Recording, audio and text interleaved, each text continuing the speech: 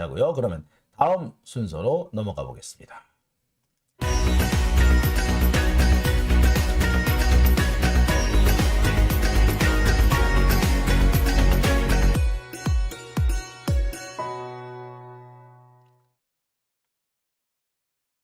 네, 다음 얘기로 넘어가 보겠습니다. 다음 얘기는요, 오세훈 얘기를 좀 해볼까 합니다. 자, 오세훈 서울시장이 2008년에 맨체스터 유나이티드, 당시 서울시장이었대요. 맨체스터 유나이티드에 후원금 25억 원을 냈습니다. 광고비죠, 역시.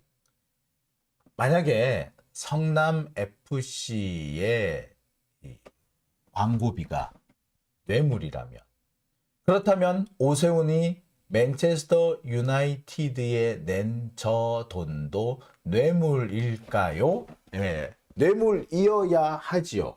성남 FC 광고비가 뇌물이면 오세훈의 맨체스터 후원금, 이 파리 후원금이지 이것도 광고비거든요. 25억 당연히 뇌물이라고 보는 게 맞겠죠. 자, 이 맨유 후원했던 요거는요. 그래요. 자, 당시 상황을 조금 짚어보겠습니다. 서울시는 2008년부터 2009년 이 1년 동안, 만 1년 동안 맨체스터 유나이티드의 공식 스폰서가 됩니다. 당시 서울 시민들의 비난 여론이 상당히 거셌습니다. 그런데도 오세훈 당시 서울시장은 이걸 강행하죠. 자, 그리고 더 웃기는 거는요. 2009년에서 2010년에도 이 맨체스터 유나이티드 공식 스폰서 계약을 연장을 합니다. 연장을 하면서도 시민들한테 알리지 못하고 쉬쉬 하기도 했어요.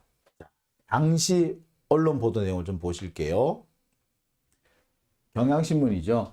서민은 외면하고 서울시 맨유 25억 후원에 누리꾼 발끈이라는 기사가 났습니다. 또 있습니다. 서울시 맨유 후원하면서도 쉬쉬하는 까닭은이라는 기사가 나왔죠. 자, 이때 맨체스터 유나이티드에 후원을 하면서 얻은 그 혜택은 뭐였냐면 맨유 구장에 홍보 부스를 설치해가지고 서울시가 홍보 행사를 열었습니다. 그 다음에 서울의 날 행사를 하고요. 그 다음에 여러분 보통 경기장 옆에 쭉 간판 깔죠. 광고판. 그 광고판을 까는데 서울시 홍보 광고판을 깔았다고 합니다.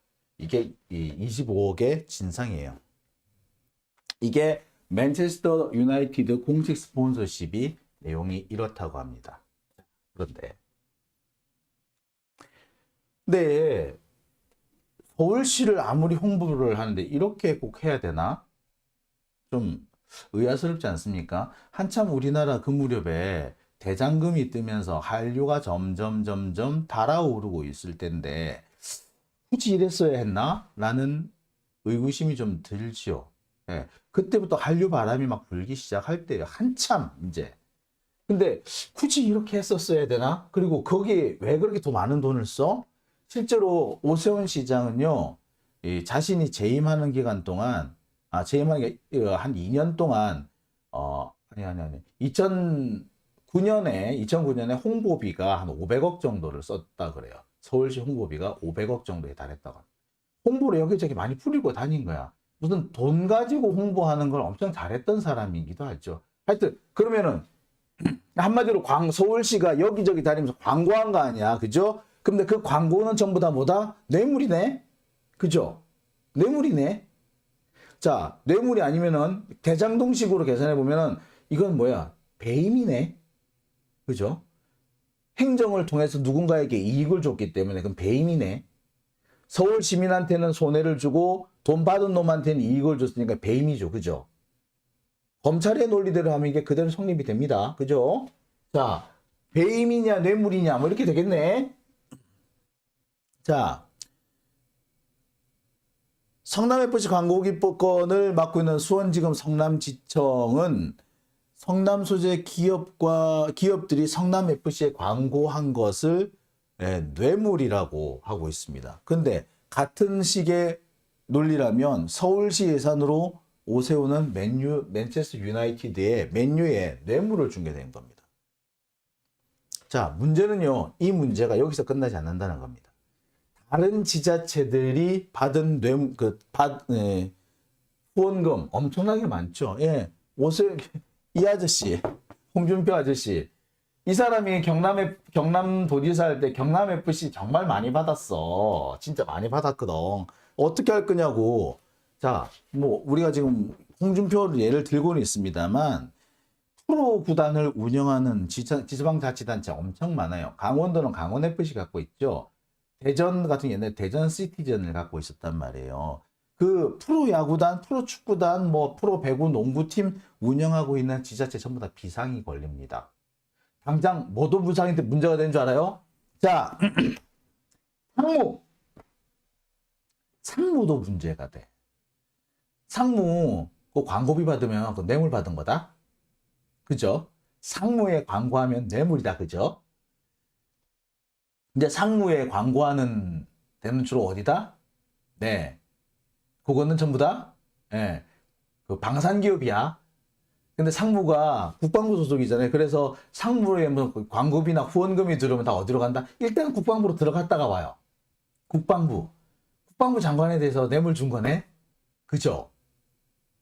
어떡하려고? 상무는 어떡할 건데, 상무는?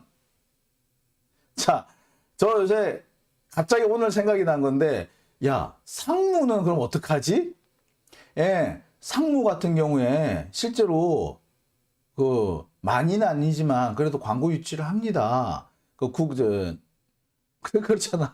거기도 그 운동 선수들이 있는데 그 운동 선수들을 세금으로 가지고 다 그 사람들 먹여 살리기 어렵다고. 그러면 어떻게 한다? 예, 별 수 없이 외부의 후원을 조금 받아올 수밖에 없는데 많지는 않더라도 그거 다 뭐가 된다? 뇌물이야. 상무는 어떡하라고! 이렇게 되는 거지. 야, 진짜. 상무는 어떡하라고! 야, 참네. 이게 심각해지는 겁니다. 검찰이 이렇게, 무리한 수사를 하다 보면은 전부 다, 다른 지자체, 심지어, 국방부까지 불똥이 튀는 겁니다. 실제로 이 성남FC 사례 이후에 이 각 지자체가 운영하는 경기 단체들, 프로 구단들한테 후원이 거의 중단되다시피 한답니다. 아니, 기업들로서는 얼마나 지금 불안하겠어. 아니, 자기들은 나름 그 지자체장들한테 좀 도움을 주겠다. 지자체장한테 잘 보여보려고 이렇게 광고비도 내고 하는 건데, 그게 뇌물이 돼버렸다? 그래서 뭐지 된다? 안 준다지. 어느 기업이 프로구단이 운영하는데 돈 내려 그러겠냐고요. 안 내게 됩니다. 지금 상황이 그렇습니다. 프로야구단, 프로축구단, 지금 일선 지자체에서 운영하는 이 프로구단들이 하나같이 올스톱 상태입니다. 어찌 잘라고 그러면 진짜. 그러니까 시청에서 운영하는 팀들은 이제 시청, 도청에서 운영하는 팀들은 다 이제 문 닫아야 되는 거예요. 시청, 도청에서 운영하는 팀들은 다 문 닫는다 치고 상무는 어쩌느냐고 이제. 상무는. 자. 그래서 성남FC 수사가 말이 안 된다는 건 검찰도 잘 알고 있습니다. 이거 정말 무리다. 이거 안 된다라는 거 검찰도 너무 잘 알고 있어요. 근데 문제는 뭐 대장동 수사가 이거 엉뚱한 방향으로 가버리면서 나오라는 이재명은 안 나오고 자꾸 김만배하고 기자들, 판사들, 검사들이 나오면서 이거 대장동 가지고 우리 뭐 못해 먹겠다. 안 되겠다. 바꿔라 라고 해서 어쩔 수 없이 성남FC로 간 겁니다. 그러니까 사실은 성남지청 입장에서는 좀 짜증나겠지. 이 말도 안 되는 걸 가지고 이게 말이 되는 걸로 하려니. 근데 대장동은 자기들 나름대로 엄청 검찰들이 기대를 했던 건데 기대만큼 성과가 안 나오고 심지어 이재명한테 연결을 시키려고 아무리 연결시키려고 해도 연결이 안 되는 거야. 근데 성남FC 일단 연결은 됐어. 그러니 야 성남FC로 가 된 거예요. 자, 그런데 검찰이 여기서 성남FC로 끝날 거냐? 그러면 얼마나 좋겠냐? 검찰은요, 성남FC는 일단 중간 단계로 봅디다. 잠시 중간 단계이고 이제부터 본격적인 다른 수사에 들어갈 예정이에요. 그래서 대장동은 이제 털고 대장동 말고 딴 걸로 넘어가는데 그게 더 진짜 백이다. 잠 대신에 다른 걸로 넘어갈 때 중간에 징검다리로 하나 밟고 지나가고 싶은데 그게 성남FC가 된 거예요. 자, 하여튼 뭐 검찰 어디까지 하나 볼게요. 그러면 도대체 검찰이 다음 단계로 준비하고 있는 대장동을 대체할 검찰의 히든 카드는 뭘까? 자, 다음 순서로 제가 계속 말씀을 드리겠습니다.